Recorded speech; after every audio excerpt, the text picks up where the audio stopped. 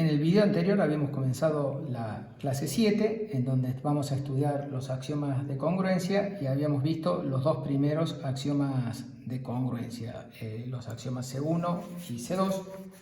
Acá los rescato.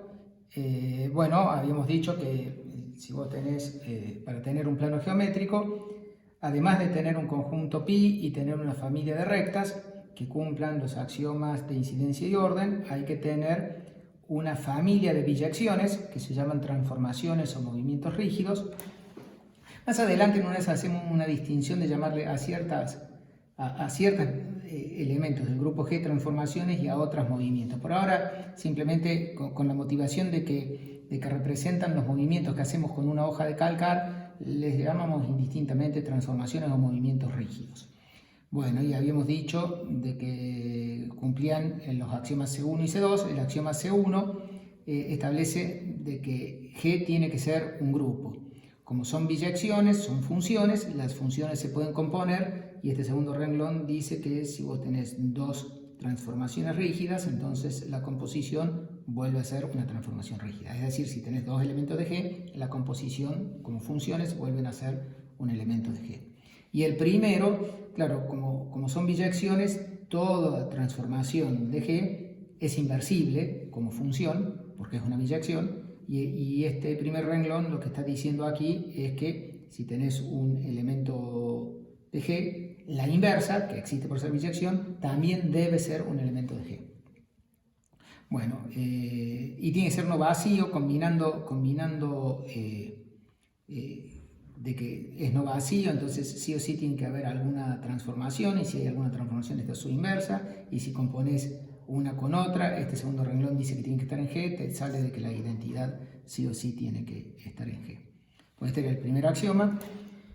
Y el segundo axioma lo que dice es que básicamente lo que acá rescato así más informalmente, que se comporta bien y preserva toda la estructura que proviene de los axiomas de incidencia y orden.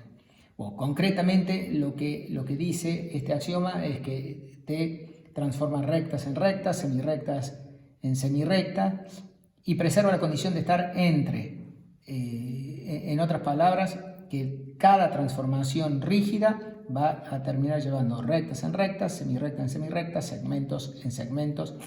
Y no solo eso, sino que una vez que uno tiene esta condición de preservar la condición de estar entre, la propiedad de preservar la condición entre, bueno, provoca una serie de igualdades, que por ejemplo la primera dice que si vos transformás la semirrecta de origen A que pasa por B, pues eso va a dar una semirrecta, y dice que va a dar una semirrecta, y va a dar la semirrecta que tiene origen T de A y pasa por T de B.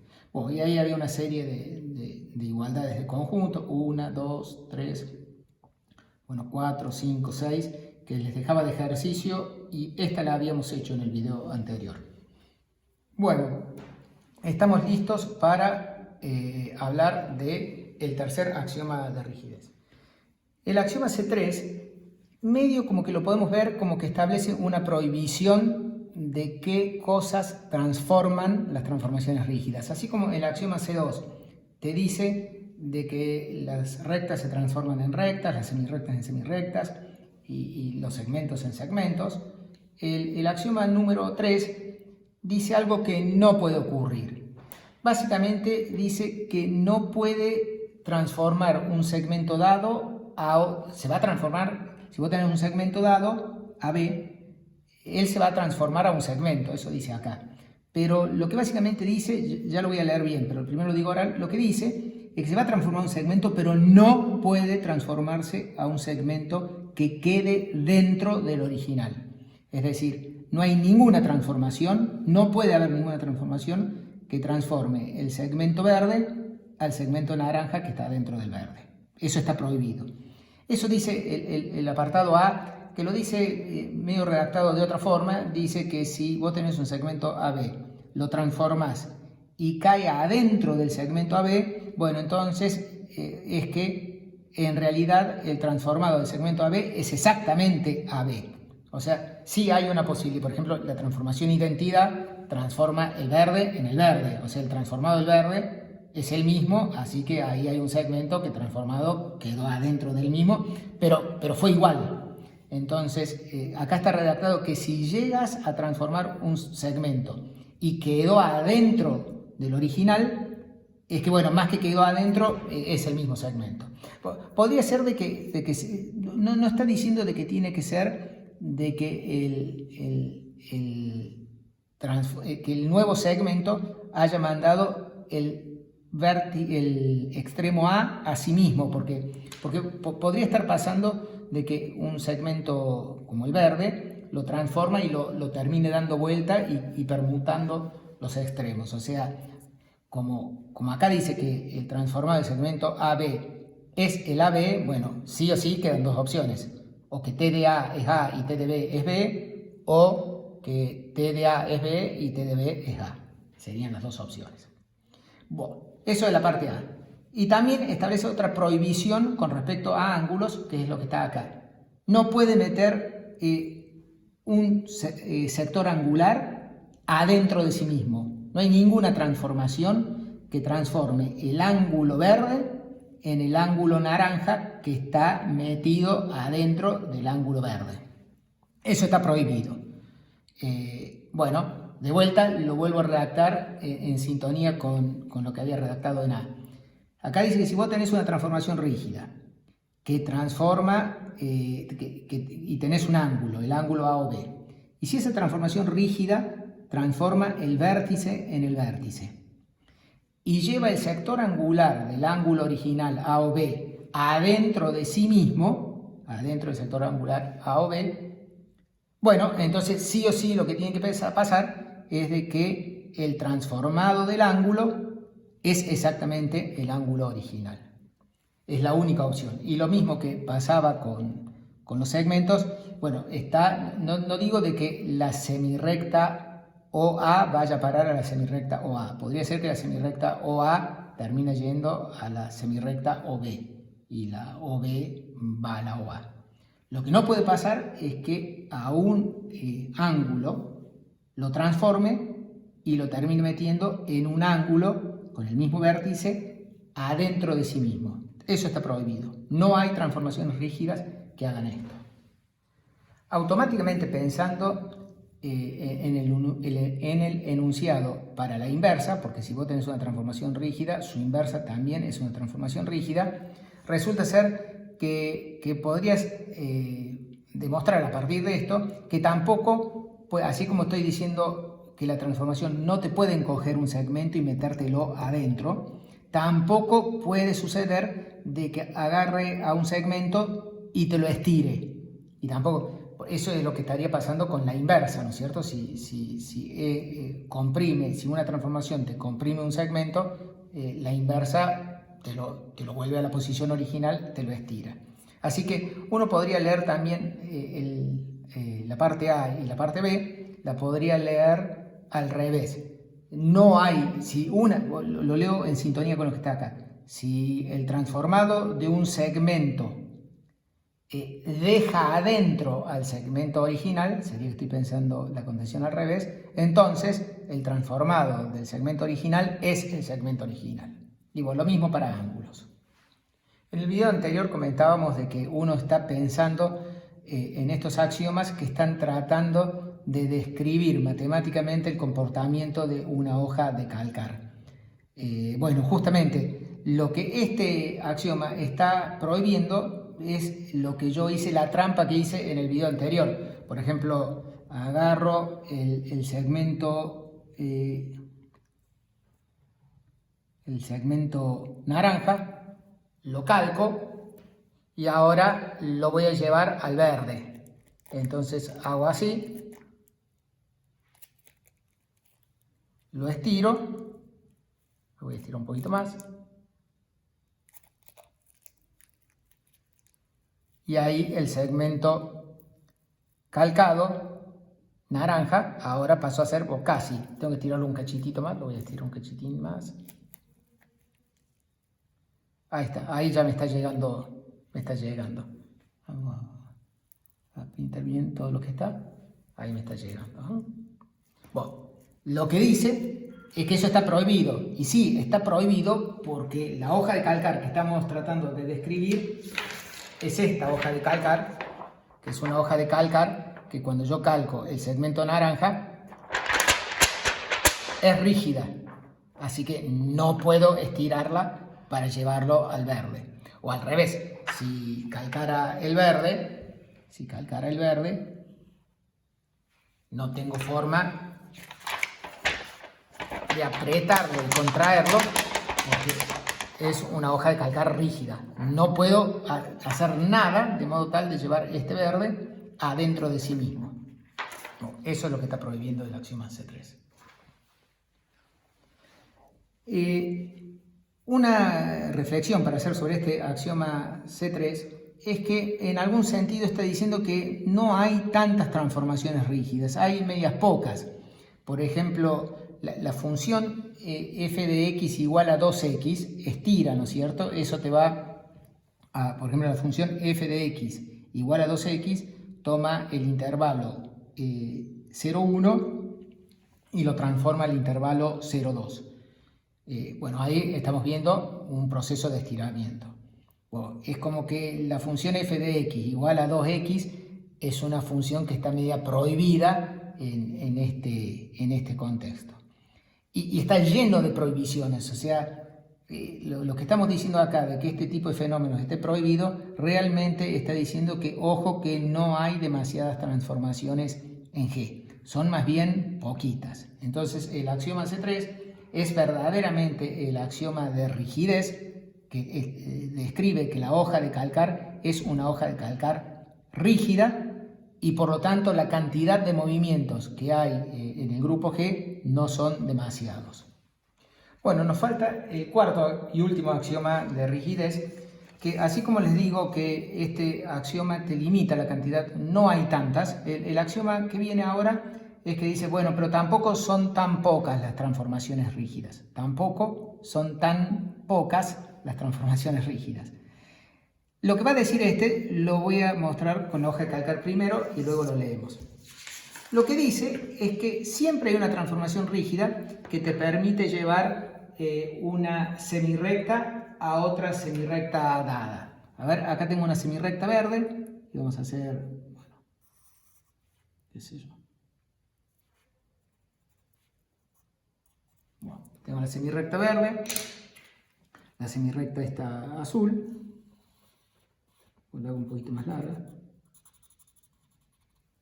Bueno, lo que es verdad de que con la hoja de calcar yo siempre puedo calcar la semirrecta verde y llevarla a la semirrecta que quiera.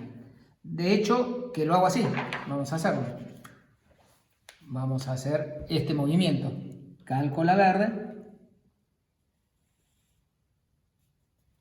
Ahí está calcada la semirrecta verde. Y ahora la quiero llevar a la semirrecta esta azul.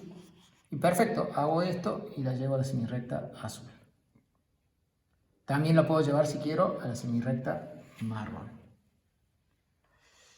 Pero no solo eso, sino que también puedo, no solo que con la hoja de calcar puedo tomar la semirrecta verde y mandarla a cualquier semirrecta que se me ocurra, sino vamos a hacer una semirrecta más, qué sé yo, la naranja acá. ¿Está bien? Bueno, no solo que yo puedo hacer un movimiento que me lleve esta semirrecta a la que yo quiera, sino que tengo un grado de libertad más. Yo puedo, por ejemplo, elegir acá uno de los dos semiplanos que determina la verde, digamos este semiplano. Lo voy a calcar. Lo voy a calcar.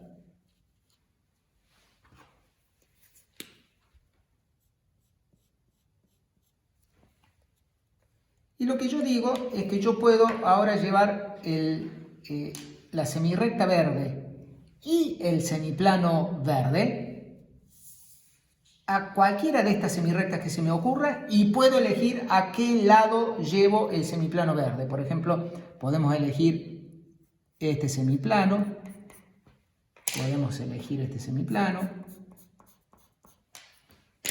podemos elegir semiplano marrón. Bueno, entonces lo que yo digo es que puedo enviar la semirrecta verde a la azul con semiplano incluido, o a la naranja con semiplano incluido, o a la marrón con semiplano incluido. Y lo vamos a ver en la hoja de calcar. Ahí tomé la verde con semiplano y lo voy a llevar a la naranja. Perfecto. Fue ahí la semirrecta verde a la naranja y el semiplano verde al semiplano naranja. Perfecto. Vamos ahora al azul. Ahí llevé la semirrecta. Me quedó mal el semiplano. ¿Cómo me las arreglo? Bueno, tengo que dar vuelta a la hoja de calcar, pero no hay problema. Ahí lo logré. Ahí llevé la semirrecta verde a la semirrecta azul y el semiplano verde al semiplano azul. Y de vuelta, agarro el verde, lo llevo a la marrón, me quedó mal el semiplano, no importa, doy vuelta, ahí me quedó la semirrecta verde que va a la semirrecta marrón y el semiplano verde va al semiplano marrón. Así que con la hoja de calcar puedo decidir enviar cualquier semirrecta y uno de sus semiplanos a otra semirrecta con alguno de los semiplanos que yo elija. Capaz que alguien me puede decir, ¿y qué tal si vos decís, yo quiero enviar esta semirrecta a la semirrecta, digamos, vamos a la naranja, a la semirrecta naranja? Y quiero que este semiplano vaya al semiplano naranja. Y más todavía, a mí me gustaría que este punto verde vaya a este punto naranja. Perfecto, lo hagamos.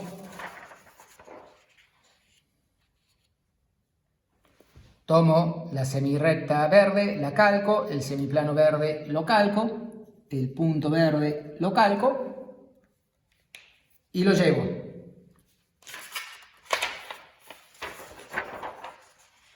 Ahí hago coincidir la semirrecta verde con la naranja, el semiplano verde con el naranja. Y a la pucha, el punto no coincidió. ¿Cómo podría hacer para que me coincida? Y bueno, capaz que alguno está pensando, y estirar la hoja de calcar. No, bueno, eso es lo que este axioma me prohibió. Este axioma me prohibió estirar. Claro, si yo pudiera estirarla un poquito a la hoja de calcar así, y la pudiera estirar un poquito así a la hoja de calcar, quizás ahí lo lograría hacer la coincidencia. Pero acá no pude, ¿no? Lo mismo me está pasando, suponete que yo quiera venir, que el punto verde vaya a este punto azul o que vaya a este punto marrón. Claro, lo que sucede es que si yo quiero de que la semirrecta verde y semiplano verde vayan a la semirrecta azul y semiplano azul, es como que quedo trabado con esta hoja de calcar que es rígida. Quedo trabado. El punto verde original cae a donde cae. No puedo yo decidir a dónde va a ir el punto verde. Queda en el semiplano azul, eso sí, logré que todo el semiplano verde vaya a todo el semiplano azul.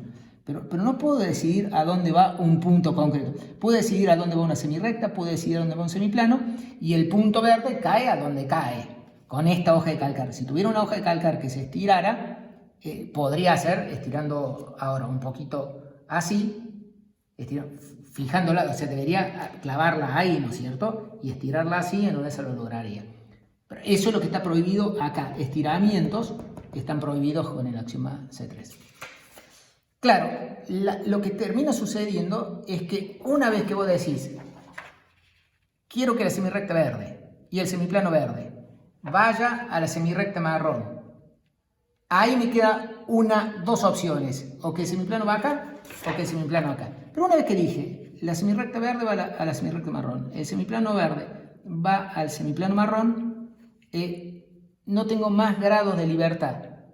Hay una sola forma de llevar con la hoja de calcar esta rígida, esta semirrecta verde y semiplano verde, a esta semirrecta marrón con semiplano marrón.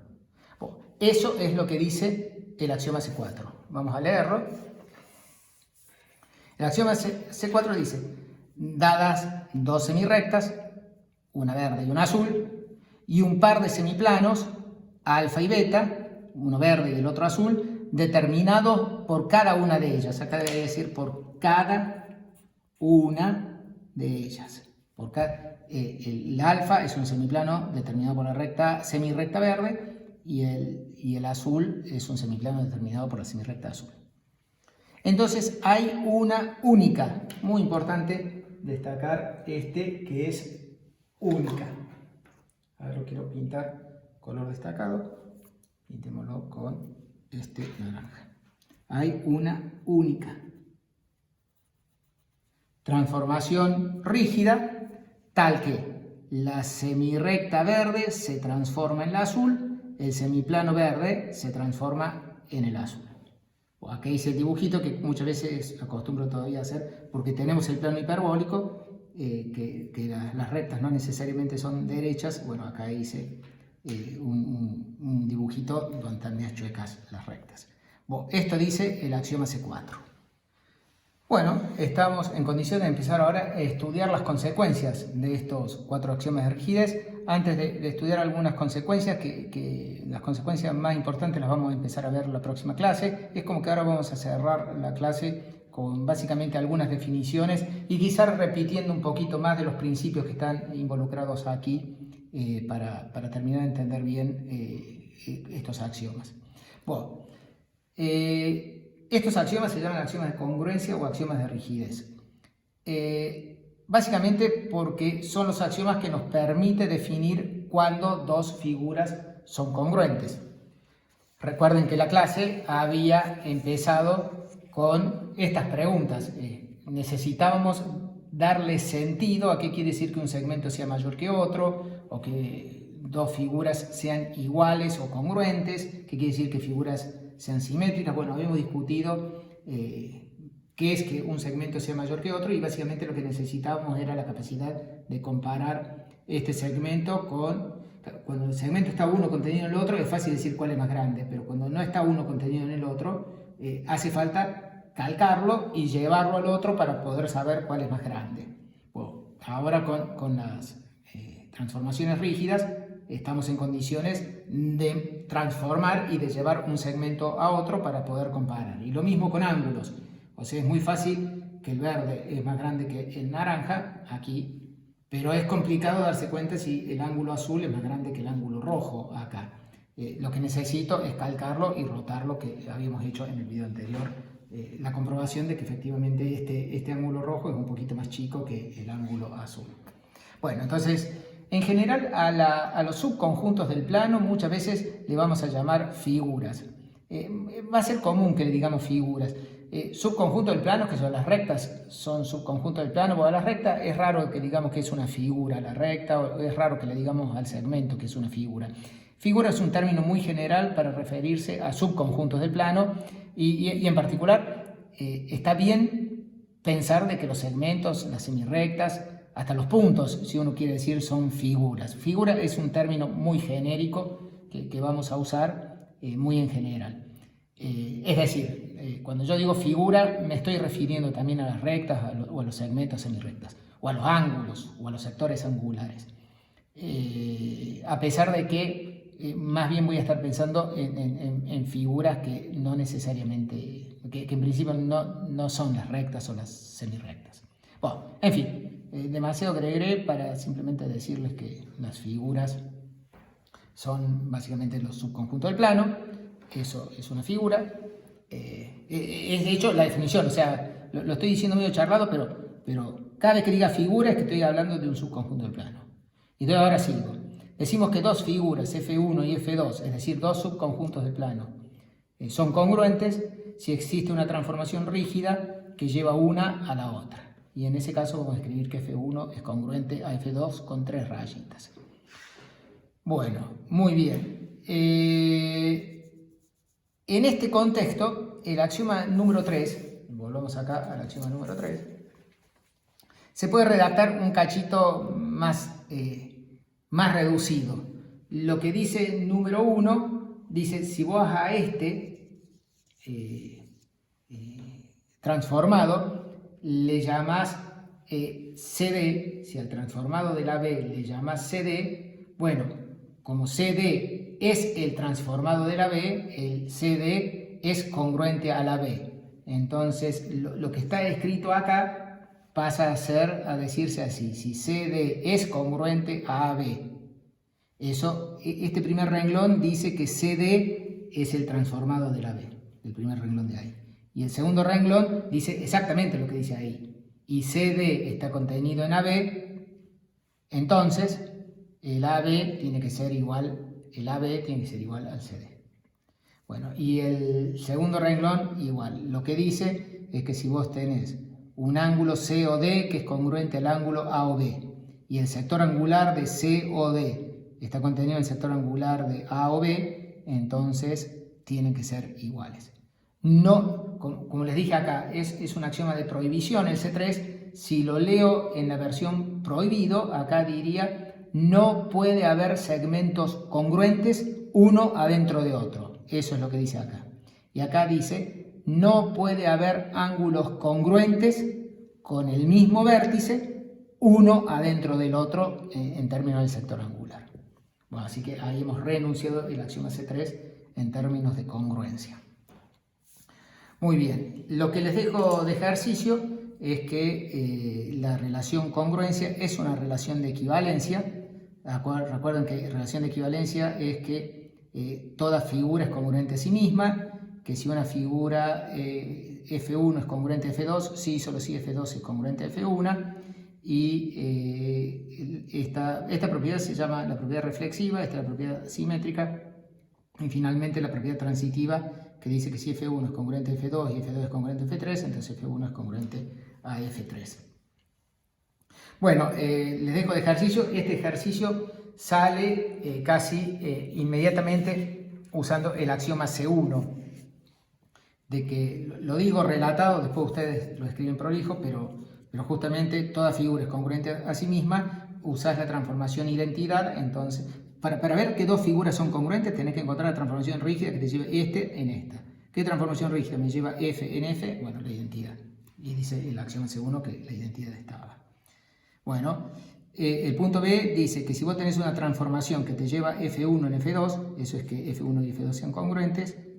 Bueno, entonces, y después tenés que hacer al revés, entonces hay una transformación que te lleva F2 en F1. Y por supuesto, si tenés una transformación T que te lleva F1 en F2, entonces la transformación T a la menos 1 te lleva F2 en F1. Y usé, para la reflexividad, usé que la identidad está, para la simetría, usé de que la inversa está, y para la transitividad voy a terminar usando la composición. O sea, si tengo una transformación que me transforma F1 en F2 y tengo otra transformación que me transforma F2 en F3, entonces la composición de esas dos transformaciones me va a terminar transformando F1 en F3. Esa sería la demostración de C. Introduzco una definición más que vamos a usar mucho. Esto que habíamos hecho descrito con la hoja de calcar, ¿no es cierto? Bueno, queremos darle un sentido más estricto, esto de tener, lo tenía acá, de tener una semirrecta y un semiplano elegido. A eso le vamos a llamar un par semirrecta semiplano. Es decir, un par semirrecta semiplano, vamos a subrayar lo que estoy definiendo acá, un par semirrecta semiplano es un par ordenado donde la primera coordenada es una semirrecta y la segunda coordenada es un semiplano determinado por la semirrecta. Entonces, si esta es la semirrecta AB, generalmente a esto lo vamos a dibujar dibujando la semirrecta y haciendo más que pintar todo el semiplano, simplemente vamos a hacer una rayita indicando el semiplano. Perfecto, este sería el alfa. ¿No? Entonces a eso le llamamos un par semirrecta semiplano. Un par semirrecta y semiplano es un par ordenado donde la primera coordenada es una semirrecta y la segunda coordenada es uno de los semiplanos determinado por la semirrecta. Entonces el axioma C4 se puede decir un poquito más breve, diciendo directamente: dados dos pares semirrectas semiplanos, AB, alfa, BC, beta, existe una única transformación tal que la T te lleva la parejita, el par AB alfa al par CD beta. Bueno, eso es lo que decía el reenunciado del axioma C4. Bueno, y entonces vamos a lo que tenía recién, a la definición de congruencia que teníamos. Bueno, algunas observaciones que son casi automáticas. Siempre dos pares de semirrectas, si son dos semirrectas, entonces son congruentes. Y sí, son congruentes porque hay una transformación rígida que me lleva una semirrecta en la otra. De hecho, que todavía me queda un grado de libertad, puedo elegir a dónde mandar el semiplano. Así que todas las semirrectas son congruentes entre sí.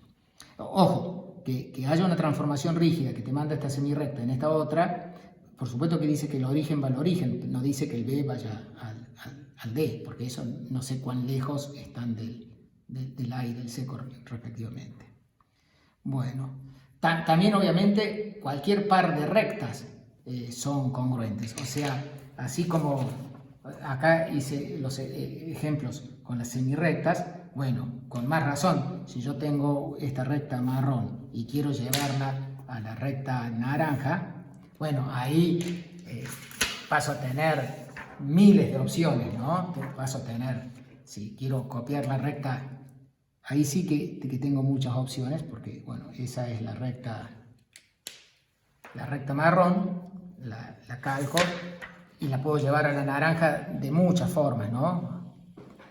O sea, ahí fue a la naranja, ahí fue a la naranja, ahí fue a la naranja, ahí fue a la ahí fue a la naranja, ahí fue a la naranja. O sea, hay muchas que me llevan una recta a la otra, ¿no? Así que dos rectas son recontra congruentes. Está lleno de transformaciones que me llevan una y otra. Bueno, y lo que en una de esas es un poquito... es muy importante, es medio obvio en cierto sentido, pero viene bien rescatarlo, es que si una transformación rígida te manda una semirrecta a sí misma y un semiplano elegido a sí mismo, entonces la única que hay es la identidad. Claro, eso es, qué sé yo quiero llevar ahora la semirrecta verde a sí misma y el semiplano verde a sí mismo. Muy bien, ahí lo calqué. Y ahora quiero llevar la verde a la verde y el semiplano verde al semiplano verde. Bueno, no me queda otra que no tocar nada. Tengo que dejar la hoja de calcar donde estaba. Esa es la transformación de identidad. Por supuesto que lleve la semirrecta verde a sí misma, hay dos. Está esta y está la que me cambia los semiplanos, ¿no es cierto? Hay dos transformaciones. Pero si lleva la semirrecta verde y el semiplano verde a la semirrecta verde y al semiplano verde, bueno, la única que hay es la identidad. Bueno, son observaciones automáticas. Bueno, cerramos la clase de hoy y el video de hoy con un pequeño, estábamos ahí, ¿no? Con un pequeño resumen de cuáles son los 4 axiomas de congruencia que a lo largo de la clase quedaron repartidos, no quedaron así todos concentrados, entonces quería dejarlos concentrados y solo que los escribo medio brevemente para que para no repetir tantas cosas y además para practicar las cosas que hemos aprendido, ¿no? El primer axioma es el que tenemos explicado en el video anterior, el axioma C1, o básicamente dice que hay un grupo de biyecciones. Eso es lo que dice. La palabra grupo resume todo esto que está acá. Así que el primer axioma dice hay un grupo de biyecciones. Se pueden componer y hay inversas dentro de G. El axioma número 2 es básicamente el axioma que decía la propiedad de preservar la propiedad de estar entre. ¿Está bien? El axioma número 2 preserva todo lo que es estar entre, así que lleva rectas en rectas, las semirrectas en semirrectas y lleva segmentos en segmentos. Ese es el axioma número 2. El axioma número 3 es el que prohíbe alargar o acortar segmentos o ángulos. Las transformaciones rígidas no acortan ni alargan segmentos. No te puede meter un segmento adentro de sí mismo, ni te puede estirar un segmento de modo tal que el original quede adentro del estirado. Lo mismo con ángulos. Bueno, y el axioma C4 lo que dice es que dados dos pares de semirrecta, semiplano, dos pares semirrecta, semiplano, hay una única transformación rígida que transforma el primer par semirrecta, semiplano en el segundo par semirrecta, semiplano. Muy bien, en la próxima clase vamos a probar algunos teoremas, pequeños teoremas, algunas pequeñas consecuencias sobre estos axiomas y lo que vamos a hacer es, además, es como que va a haber un pequeño paréntesis porque necesitamos ver de que nuestros dos ejemplos favoritos, que son R2 y H2, tienen este grupo de biyecciones presente. Tenemos que decir ahora cuáles, así como dijimos explícitamente cuáles son las rectas, cuáles son los órdenes, cuáles son los semiplanos.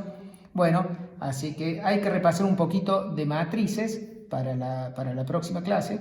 Hay que repasar un poquito de matrices 2×2 porque las transformaciones rígidas de R2 van a ser cierto conjunto de transformaciones lineales. Casi van a ser cierto conjunto específico de transformaciones lineales.